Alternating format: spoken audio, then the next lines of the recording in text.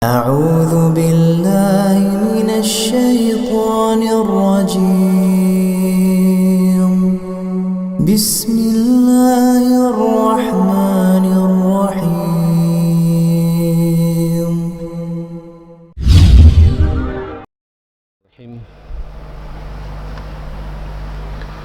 السلام عليكم ورحمة الله وبركاته.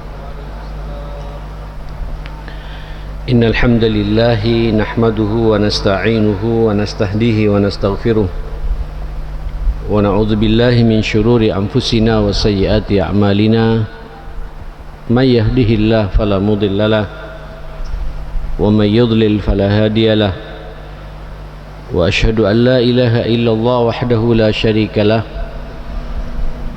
وأشهد أن سيدنا وإمامنا ونبينا وحبيبنا وقرة أعيننا محمدا عبده ورسوله أرسله الله رحمة للعالمين.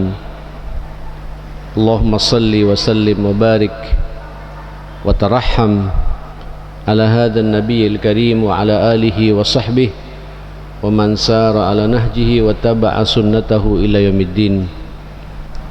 يا أيها الذين آمنوا اتقوا الله حق تقاته ولا تموتن إلا وأنتم مسلمون. اللهم إن هذا إقبال ليلك وإدبار نهارك وأصوات دعاتك فاغفر لنا جميعا يا رب العالمين. اللهم إنا نسألك فهم النبيين وحفظ المرسلين وإلهام الملائكة المقربين. اللهم إنا نعوذ بك من أن نشرك بك شيئا نعلمه ونستغفرك لما لا نعلمه. اللهم إنا نسألك الإخلاص والصدق في القول والعمل. بسم الله توكلت على الله ولا حول ولا قوة إلا بالله. Hadirin yang dimuliakan Allah, saya ingin mengakhiri malam ini dengan tema yang sudah 3 kali berturut-turut, yaitu berbicara tentang An-Nisa, masalah wanita. Kalau boleh saya garis bawahi dan saya simpulkan, wanita ini amanah dari Allah Subhanahu wa taala. Paling tidak ada 4 penekanan perhatian yang harus kita jaga bersama terkait dengan masalah wanita ini. Yang pertama, ummahatuna, ibu kita, orang tua perempuan kita yang melahirkan kita. Ini yang pertama, dan nanti kita renungi bagaimana kita bersikap dengannya. Yang kedua, azwajuna, istri-istri kita. Ini juga wanita, perempuan, yang dengannya kita semua mendapatkan keturunan. Estafeta kehidupan ini bisa berjalan karena kita memiliki istri. Kemudian yang ketiga adalah banatuna, anak-anak gadis kita, anak-anak perempuan kita. Ya, ini juga perlu penyikapan tersendiri buat kita semua. Dan yang keempat adalah wanita secara keseluruhan, ya, yang ada di tengah-tengah masyarakat ini. Dan perlu antum sadari pula, di akhir zaman seperti ini justru jumlah populasi wanita lebih banyak daripada jumlah kita kaum laki-laki. Bagaimana kita mensikapi semua ini? Jamaah sekalian, yang pertama, ummahatuna, ibu kita. Hati-hati ya akhi dengan wanita yang satu ini. Mungkin kalau pakai bahasa orang kuno dulu, ini jimat kita. Jangan diartikan jimat sesuatu yang khurafat Pak ya, tapi siji yang harus dirumat ya, yang harus kita jaga, memang harus kita sakralkan nih, kita dudukkan, kita hargai, kita hormati, kita perhatikan dengan benar, melebihi perhatian kita terhadap abah kita ya. Bahkan kalau bahasa Nabi ketika ditanya oleh para sahabat ridwanullahi alaihim, man ahabbun nas bihusni suhbah ya Rasulullah, siapa manusia yang harus saya perlakukan dengan cara baik ya Rasulullah? Nabi mengatakan ummuka, ibumu, ummimu. Qala, bertanya lagi sahabat ini, summaman, setelah itu siapa lagi ya Rasulullah? Ummuka, ibumu ya, mamamu, orang tua perempuanmu. Nanya lagi orang ini, qala summaman, setelah itu siapa lagi ya Rasulullah? Qala ummuka. Ini menunjukkan keseriusan Pak dari Nabi kita sebagai anak untuk menjaga dengan betul, merawat dengan betul, mengawal dengan betul, memperhatikan dengan betul terhadap ibu kita sampai 3 kali Pak. Qala tsumma man, setelah itu siapa ya Rasul? Baru kemudian disebut Pak abah kita, ayah kita. Ya mohon maaf, kita saat ini lebih banyak hormatnya kepada siapa? Ayah Pak. Saya merasakan, saya punya anak 4, itu penghargaannya, penghormatannya kepada saya luar biasa. Ini gagal saya ini Pak, saya katakan saya ini gagal ya, berarti gagal membina anak-anak saya untuk lebih 3 kali lipat menghargai siapa? Istri saya, ibunya yang melahirkan. Anak-anak itu Pak jamaah sekalian, kalau dialah keluar rumah pamit sama sampean, ya sampean bangga, bagus, berarti dia masih menghargai kita. Tapi tolong alihkan Pak, mamamu dulu pamiti. Ini sekaligus tanpa sampean sadar, sampean telah mengajarkan pada anak untuk menghargai ibunya. Pamit dulu sama mamanya, baru setelah itu sama abi. Bahkan katakan Pak, mamamu oke, aku oke. Tentu Pak, kita harus kompak ya, antara suami dan istri, harus satu bahasa jamaah sekalian. Tapi tetap uangkan di rumah itu ibu jamaah sekalian, ibu. Ini mudah-mudahan juga didengar oleh ibu-ibu ya, minimal para pendengar suara apa, suara Mujahidin, suara Perak Jaya live juga ini ya, saya kurang tahu. Ini perlu, ini ibu ini harus kita jaga. Berbahagialah antum ya akhil karim kalau antum masih ada di rumah, orang tua antum masih hidup, apalagi ibu masih hidup. Jangan main-main itu Pak, itu peluang instan ke surganya Allah. Tiket yang apa ya kalau bahasa kita ini Pak, yang sudah jelas Pak, akan membawa sampean cepat masuk ke surganya Allah Subhanahu wa taala. Iya. Ya. Kawal Pak. Sampean harus berbahagia kalau ibu masih hidup atau mertua perempuan masih hidup. Termasuk juga mertua laki-laki, karena pembahasan kita ini wanita, saya akan fokuskan bab masalah wanita. Wanita yang paling harus kita kawal saat ini ibu kita, apalagi masih hidup Pak. Hati-hati loh ya, antum ini ada di dunia ya karena dia. Kalau kita ayah ini Pak, ya mohon maaf saya agak kasar berbicara, kita hanya menumpahkan nutfah saja Pak, ya kan? Kita hanya menumpahkan sperma kita saja ke rahim istri kita ini Pak.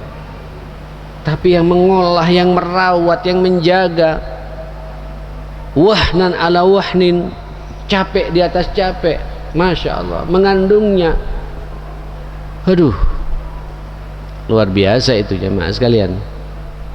Ibu ya, makanya ayo ibu tunjukkan wibawa ibu, biar ibu juga punya karisma di mata anak-anak, sehingga dia lebih mengutamakan ibu daripada mengutamakan ayahnya. 3 kali loh haknya ibu itu. Ummuka, ummuka, ummuka, summa abuk. Ibumu, ibumu, ibumu, kemudian abahmu. Nabi Allah Isa alaihissalam itu Pak ya, dia hidupnya tenang, penuh tawadu. Wa barram bi walidati wa lam yaj'alni jabbaran syaqiyya. Aku karena terbiasa berbakti kepada orang tuaku, khususnya biwalidati disebut Pak, biwalidati, pada ibuku. Allah tidak menjadikan aku sebagai orang yang congkak dan orang yang syaqi, banyak masalah. Ini antum sering mendengarkan ayat ini jemaah sekalian. Ustaz Muhlimin sering membawakan surat Maryam ini. Itu salah satu rahasia kalau antum hidup pingin tenang dan masa depan antum dihargai oleh banyak orang, dan hidup kita ini sukses di dunia dan di akhirat, jaga ibu. Jaga ibu Pak. Makanya ulama-ulama terdahulu, sampean lihat Pak, yang sukses-sukses, Imam Syafi'i, Madzhabul Arba'ah itu Pak, Imam Hasan Al-Basri, dan ulama-ulama besar semuanya. Bahkan saya perhatikan, saya melihat dengan mata saya sendiri ya Mas, kayak orang-orang yang sukses secara materi di dunia ini, bisnisnya lancar segala macam, pasti sama ibunya tidak ada masalah Pak. Ibunya di nomor satukan. Nah, birrul walidah, sekali lagi karena kita membahas masalah orang tua, khususnya ibu, dan babnya bab nisa, memang berbakti pada ibu ini jemaah sekalian memang ujiannya banyak Pak. Saya sangat memahami, memang masing-masing ibu ini tergantung dengan kebiasaan masa lalunya ya. Ada ibu semakin tua semakin bijak, alhamdulillah kita kalau punya ibu seperti itu Pak, tidak ngamuan, menyenangkan, penuh senyum, tidak merepotkan. Dikasih makan ia makan, nggak dikasih dia nggak minta, dikasih ya alhamdulillah dia syukuri, tidak banyak mengeluh. Ada yang kayak gitu Pak, ada yang kayak gitu. Tapi juga ada ibu, ini ujiannya buat kita Pak, ada ibu yang unik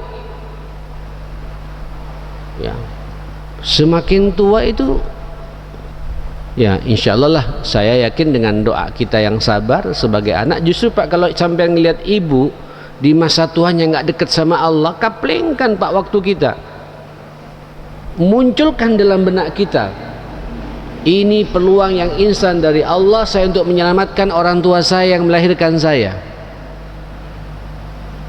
Mungkin saja ada di antara sampean punya ibu tidak bisa baca Quran Pak,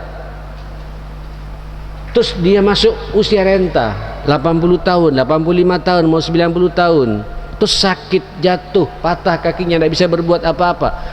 Biasanya itu Pak emosinya nggak stabil ya Mas sekalian, ngamuk sana ngamuk sini. Sampean senyum Pak, dalam benak sampean bagaimana saya buat ending ibu saya husnul khatimah.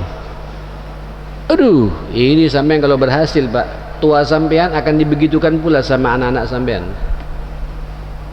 Di saat sampean ngawal ibu yang seperti itu, menjaga ibu yang seperti itu, kan pasti sampean dilihat oleh anak Pak ya kan, dilihat sama mantu kita Pak. Kalau dia mertua, kita mengawal mertua, itu mantu juga ngelihat kepada kita Pak. Begitu mertua saya menjaga mertuanya sendiri, begitu ayah saya mengawal nenek saya, kakek saya, atau nenek saya yang jelas seperti itu. Itu tarbiyah bil qudwah jamaah sekalian, pendidikan dengan cara memberikan contoh keteladanan. Sampai tidak ngamuk, tenang. Kadang dituangkan Pak, tangan kita di apa? Tangan kita di apa namanya? Di apa kalau bahasa kita nih Pak? Kata orang Madura dikepas. Akhirnya jatuh Pak, apa? Sendok Pak, kita cuci. Sampai tidak perlu ngamuk. Masya Allah. Kenapa Mak? Pak senyum saja Pak. mama marah ya gitu. Ya aku minta maaf, cuci lagi pak sendoknya, tuangkan lagi pelan-pelan. Kadang macam-macam, ini ujian memang, ujian. Tapi setiap sampean sabar, itu malaikat pak mendoakan sampean pak. Sampean merawat dengan betul, malaikat mendoakan sampean. Allah jadi saksi pak, bagaimana perhatian sampean. Apalagi punya target, saya harus menghusnul khatimahkan ibu saya ini. Luar biasa ini. Tapi yang saya lihat saat hari ini pak, banyak orang mengeluh sama orang tua. Aduh mamaku Zat, ya Allah ngamuan Zat, ya Allah tak mau salat Zat, ya Allah suruh zikir mendelik Zat gitu. Ada pak, suruh zikir mendelik pak, jangan diajari aku. Nah, ya itu orang tua pak.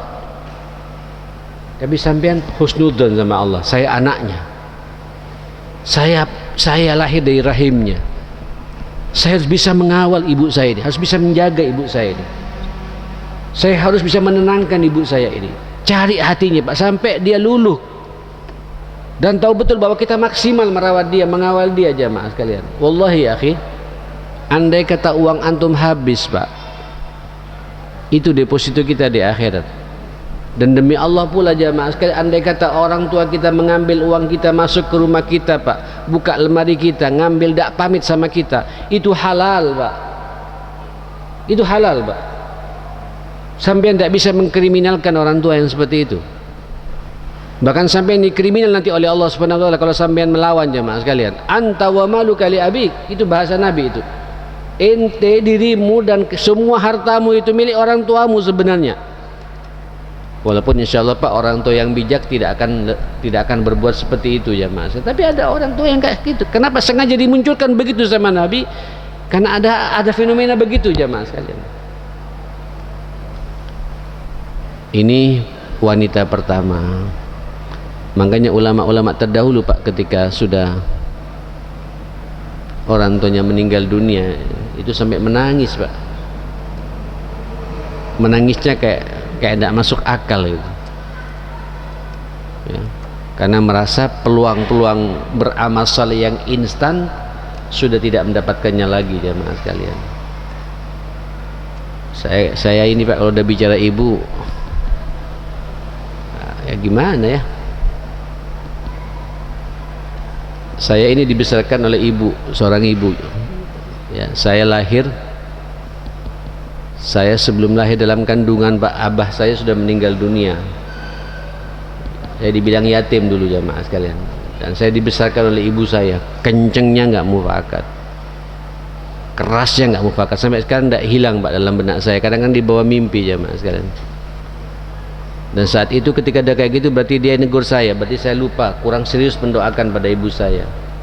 Langsung pak, Rabbighfirli wali walidayya, dan bangsa khusus pak, Rabbighfirli wali walidati, ditambah lagi oleh saya jamaah sekalian, ampuni aku dan ampuni pula ibuku ya. Nah ikhwatal iman yang dimuliakan Allah Subhanahu wa taala, itu pak nyekolahkan saya sampai SMA, luar biasa. Jualan emasnya kadang-kadang untuk bayar SPP tidak mampu dijual. Terakhir begitu saya berangkat ke Libya, saya dibelikan motor pak, bisa dibayangkan, dari kumpulan simpanan uang yang seperti itu gitu. Baca tidak bisa pak, tulis juga tidak bisa, cuma bisanya baca Quran saja jamaah sekalian. Cuma tahulah sama angka yang namanya uang, tahu pak, uang 1 rupiah, 5 rupiah, ya 25 rupiah, 50, tahu jamaah sekalian. Waktu itu belum ada pak, uang 100 ribu belum ada, 50 ribu juga belum ada. Paling tinggi pada waktu itu uang 10 ribu jamaah sekalian, 5 ribu, 10 ribu. Tahu kalau uang-uangan pak, ya biasalah ya, karena kebiasaan setiap hari seperti itu. Tapi didik kita, saya melihat apa rahasianya gitu, ketulusan pak, keikhlasan. Tidak ada ibu ingin mencelakakan anak, tidak ada. Cuma mungkin caranya dia tidak tahu karena dia tidak belajar pak. Sekarang saya baru bisa memahami jamaah sekalian, karena saya mendalami kitab namanya Tarbiyatul Aulad fil Islam, pendidikan anak dalam Islam. Anak sekarang tidak bisa lagi pak kita cekoki, main paksa, main marah, tidak bisa pak, harus dialog segala macam. Nanti kita akan bahas masalah ini pula. Tapi saya melihat ke belakang pak, ternyata salah satu sukses orang tua itu doanya Pak. Dan antum tolong kalau masih ada orang tua Pak, tiada hari kecuali sampean minta doanya orang tua Pak. Selesai sudah Pak. Kalau sudah orang tua ngangkat tangan, ridho Pak dengan keberadaan kita, ridho Pak dengan sikap-sikap kita, selesai sudah hidup ini jemaah. Ridho Allah fi ridhil walidain, ridhonya Allah itu ada pada ridhonya orang tua, wabil khusus ridhonya ummi Pak, ridhonya ibu gitu. Nah, saya ingin menegaskan kembali sekarang, tolong kawal ibu kita, wanita yang harus kita sakralkan ini jamaah sekalian, kita kawal bersama-sama. Ya, tolong Pak, ketika ada masalah kakak adik, jangan tunjukkan masalah kita pada orang tua kita. Seharusnya orang tua Pak, masa-masa tuanya kecil sudah masuk umur 80 tahun, 90 tahun, apalagi sampai 100 tahun, saatnya dia menikmati keberhasilan dia mendidik anaknya Pak. Sampean jangan jadi benalu di hadapan orang tua. Sakit orang tua itu Pak. Ya, senangkan dia, bahagiakan dia. Bahkan ketika ada problem keluarga Pak, sampean tidak usah cerita sama orang tua Pak, cerita sama Allah. Udah selesai, orang tua memikirkan, kita udah selesai. Hadapi sendiri Pak. Minta saja doanya. Ma, doakan aku. Mi, doakan aku. Sudah itu aja Pak. Rawat dia dengan betul, tunjukkan senyum antum, senyum yang betul-betul tulus dari hati antum. Selesai sudah Pak. Ya, insya Allah kita akan menjadi manusia-manusia sukses pula. Oke, saya pikir cukup ya orang tua ini, ibu. Yang kedua adalah istri, wanita juga. Karena kita membahas masalah wanita sekarang. Azwajuna, istri kita yang mendampingi kita. Kemarin sudah kita bahas ya. Itu istri Pak sengaja mendampingi kita. Perlu disadari wanita itu diciptakan oleh Allah dari tulang yang bengkok, kata Nabi, istausu bin nisa'i khaira, aku wasiatkan kepada istri-istri kalian untuk berbuat baik. Istri itu Pak bukan kendaraan buat kita Pak. Sampai Nabi itu menyinggung keras sama kita, kok bisa ya ada orang siangnya mukul, siangnya bentak, malamnya dia menindih dia meniduri dia gitu. Manusia cap apa ini, kata Nabi SAW. Ayo Pak, komunikasi itu antum bangun dengan istri itu.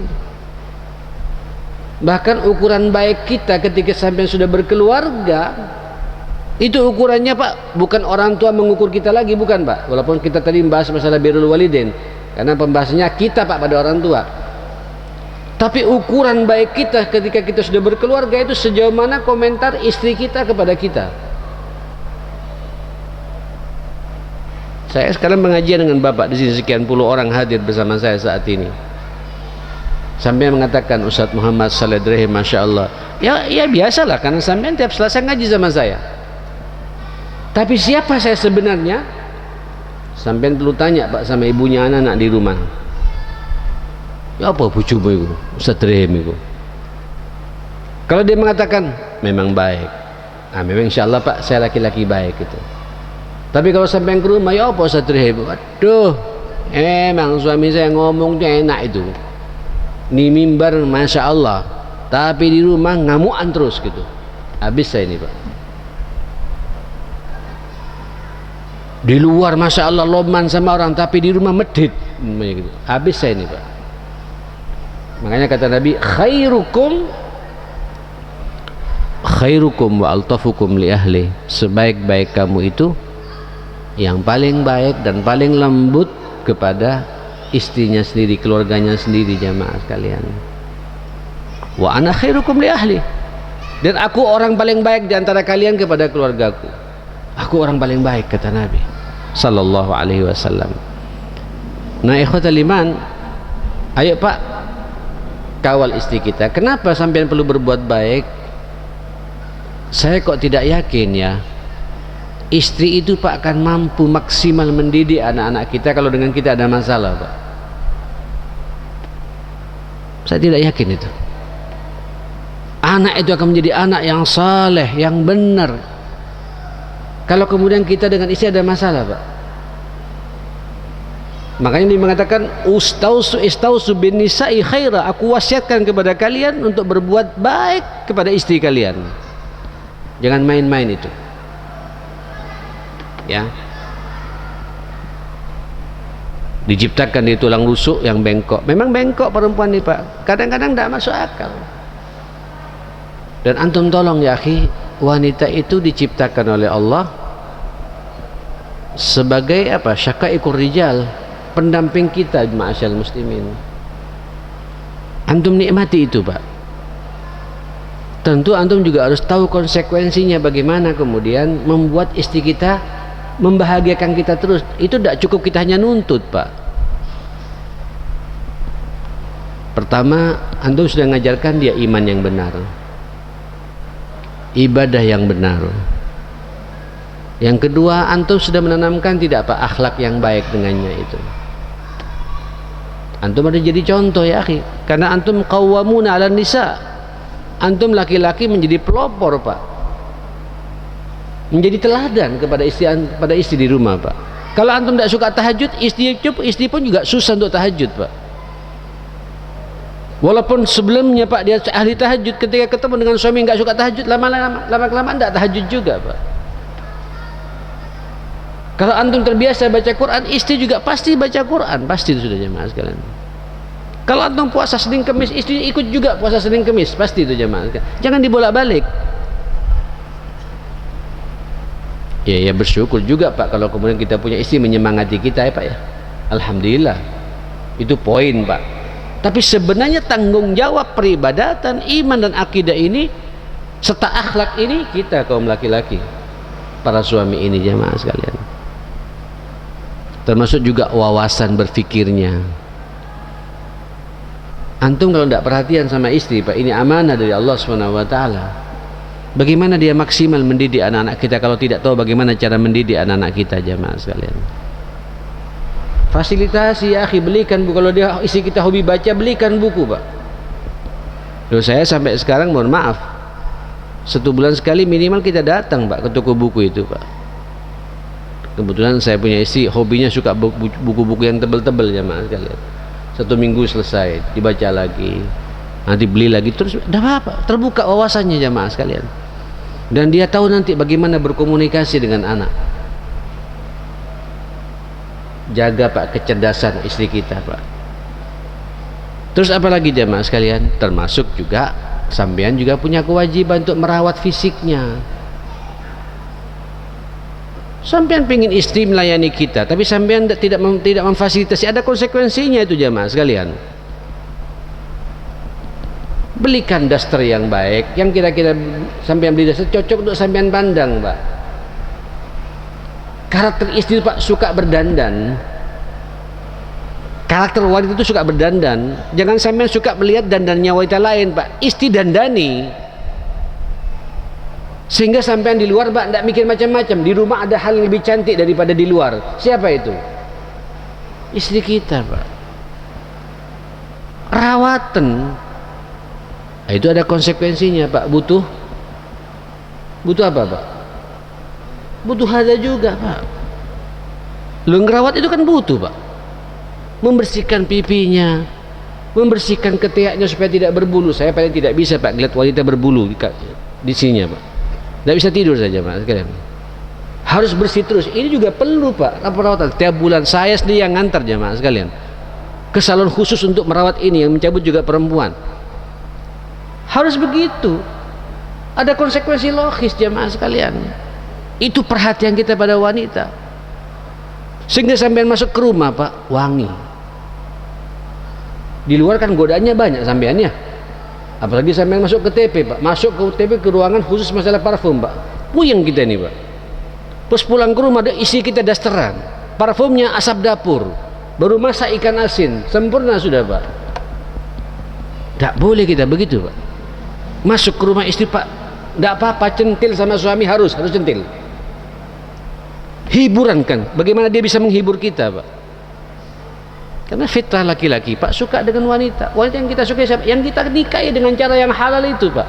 Rawatan dengan betul, kawal dengan betul, jaga dengan betul, belikan parfumnya dengan betul, bedaknya dengan betul. Betul itu Pak. Tidur Pak enak jamaah sekalian, tidak pusing. Nyambung jamaah sekalian. Tentu ini sesuai dengan kemampuan kita masing-masing. istri Pak. Dan istri kalau sudah demikian Pak, nanti fokus Pak, masak untuk sambian ikhlas jemaah sekalian. Betul, didik anak Pak tulus. Kenapa? Karena sudah terfasilitasi semua kebutuhannya jemaah sekalian gitu. Ke pengajian sambian antar, belajar Quran ngaji dengan sambian bersama-sama. Waduh, nikmat jemaah sekalian. Itu dikatakan Nabi, baiti apa? Jannati, rumah tanggaku. Begitu masuk ke rumah Pak, ngelihat bidadari setiap malam jemaah, setiap hari Pak. Siapa? Istri kita. Walaupun gemuk-gemuk dikit tidak apa-apa Pak. Loh, saya katakan kalau perlu Pak, kalau sampean memang punya uang, suruh senam, tidak apa-apa. Senam sama wanita untuk manfaat untuk kita juga kok. Lu anterin Pak, diantar, ikut yoga, silakan, asal sesuai dengan fitrahnya. Asal sesuai dengan fitrahnya. Itu kewajiban kita laki-laki, ma'asyal muslimin. Jangan menganggap tabu bab-bab seperti itu. Sampai menganggap tabu tapi ngelirik di luar tidak tabu jamaah sekalian. Di depan ada yang halal tidak sampean rawat dengan betul. Loh ya apa ini? Faham jamaah sekalian? Istri punya kewajiban, kita punya kewajiban Pak untuk menjaga dia semua itu.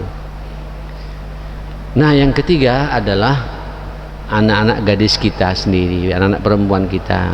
Bagi yang punya anak perempuan ya, karena pembahasannya kita adalah An-Nisa. Memang saya paham agak berat sedikit Pak. Ya bukan sedikit ya, banyak sebenarnya jamaah daripada anak laki-laki. Ya anak laki-laki juga fitnah juga Pak. Ya, saya masih ingat bahasa ibu saya. Ya betul, laki-laki tidak hamil tapi bisa menghamili loh. Masuk kayak ditempeleng ini Pak. Waduh, Masya Allah, ngeri juga jemaah sekalian. Tapi rata-rata memang godaan-godaan seperti itu kan awalnya dari perempuan Pak. Pertanyaannya sekarang yang hadir di sini, yang mendengar kajian saya malam ini, bagaimana Pak kondisi anak perempuan kita yang sudah balighah itu, yang sudah haid itu, sudah nutup aurat dengan benar atau tidak? Sampai ditanya oleh Allah Subhanahu wa taala. Jangan sampai keberadaan anak gadis sampean Pak jadi fitnah terhadap tetangganya, terhadap masyarakatnya. Kalau sak kampung menikmati kecantikan anak gadis sampean Pak, dan sampean biarkan begitu, itu sebanyak dosa yang dia melihat kepada anak gadis kita Pak, semua dosanya lari kepada orang tuanya, ma'asyal muslimin. Tidak main-main ini. Dosa mata yang karena kita membiarkan anak gadis kita tidak bisa membuka.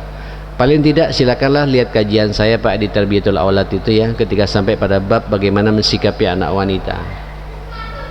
Saya mungkin di sini juga masih ada rekamannya beberapa tahun yang lalu, mungkin 5 atau 7 tahun yang lalu saya sudah pernah bahas Pak masalah al-banat ini. Bagaimana mensikapi anak perempuan. Memang harus beda Pak pendekatannya. Karena wanita juga lebih cepat masa dewasanya dan lain sebagainya. Ini perlu pembahasan. Nah, terakhir adalah fitnah wanita secara keseluruhan jemaah sekalian. Ya hati-hati ya. Hati-hati. Minimal Pak buat kita, qul lil mu'minin yaghuddu min absarihim. Katakan buat kaum laki-laki, tolong jaga pandangan matanya ketika ngelihat perempuan yang bukan mahramnya. Halo. Kadang-kadang Pak pagar orang lebih bagus daripada pagar kita sendiri ya.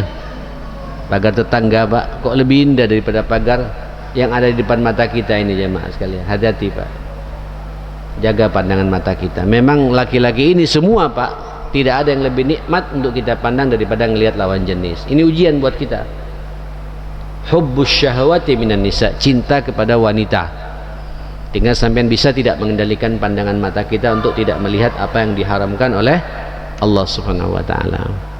Mudah-mudahan jadi perenungan buat kita semua. Kita berdoa mudah-mudahan istri kita istri yang salehah, orang tua kita dalam penjagaan Allah Subhanahu wa taala, anak-anak gadis kita juga anak-anak yang qurratu ain semuanya dalam kehidupan kita. Dan semoga pula Pak, fitnah buat kaum muslimin tidak ada pada anak-anak perempuan kita.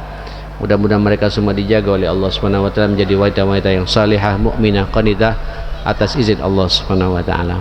Rabbana atina fid dunya hasanah wa fil akhirati hasanah wa qina adzabannar. Rabbana ighfir lana wa tub alaina innaka antat tawwabur rahim. Ya qadiyal hajat iqdi hajatina ya muyassir al-umuri sir umurana birahmatika ya arhamar rahimin. Sallallahu ala Muhammadin wa alihi wa sahbihi wasallam. Alhamdulillahi rabbil alamin. Subhanakallahumma wa bihamdika asyhadu an la ilaha illa anta astaghfiruka wa atubu ilaik. Saya mohon maaf. Assalamualaikum warahmatullahi wabarakatuh.